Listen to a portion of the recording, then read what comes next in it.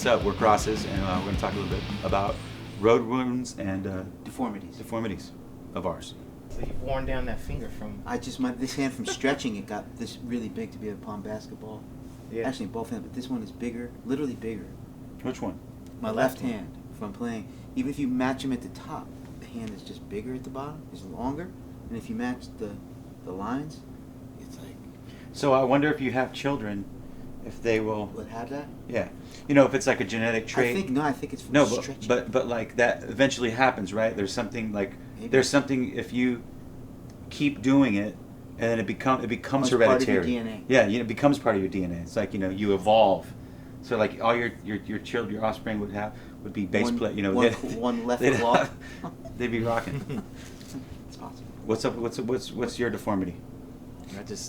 This finger is like more stubby, and your it's nails a little, longer here. It's a little shorter too. From what? Just from playing, just all the years of, I think I've just worn it down and made it more stubby and weird looking. It just looks weird. It doesn't. I can't really. Tell. Yeah, you can totally tell the difference. It's really weird. I think you're staring at them too long.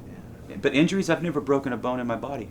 From all the abuse that I've done, I'm pretty lucky that I've never really had a bad injury like that. But I've done dumb things like like slice. I actually have a scar here on here.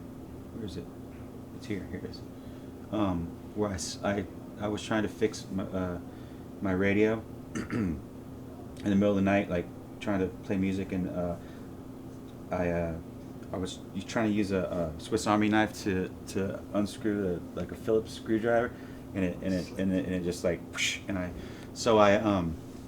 I had to get on a plane the next day. I was in Germany, and I was going to London, and I went to sleep. I was so tired that I wrapped it, and then I went to sleep. But I woke up in the morning, and it was like it just kept bleeding and kept bleeding. So they wouldn't let me on the plane. They weren't going to let me on the plane because I had I guess the injury. If your injury, like severed an artery or something? I don't know, but basically I was lucky enough to have a doctor come into the hotel, and he sort of fixed it in the hotel, and he used these certain butterfly type of little things, whatever. Oh, yeah. But they had to put a thing because if you bend your finger, then it's just going to open back up. So, Yes. So I had to play a few shows with finger condom and stuff on. Bleeding and having to get on a plane the next day.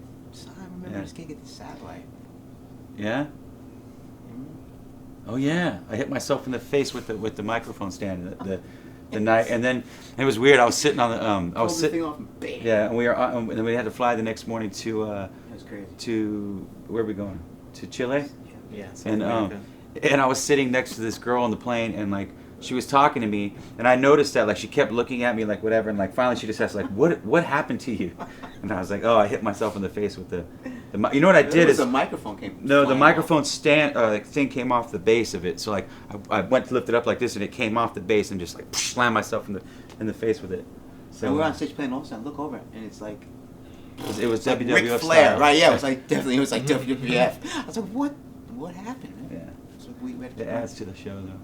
I've messed up my voice a few times. A lot of it from just screaming but mostly from just not taking care of myself, not sleeping and not drinking water. I don't think I drink water for throughout my whole 20s. I don't think I drink any water. So yeah, just not taking care of yourself. So I actually one time I paralyzed one of my vocal cords. So you have to go to the doctor, and this guy puts this this camera up your nose and then down your throat, and then there's a screen you can kind of watch it, and he's having you make these notes, and one of you can see your vocal cords, and one of them's just not even moving. It's just whatever. So I had basically had to take I was supposed to take a few weeks off, so we did cancel some shows, and then but we kind of continued back up, and I just kind of built it back up, and that was 2003 or something like that. So but since then it's been pretty strong, and a lot of it has to do with drinking water and getting a good night's sleep. Those are the two most important things I think to at least for me, that work for me to keep my voice in shape.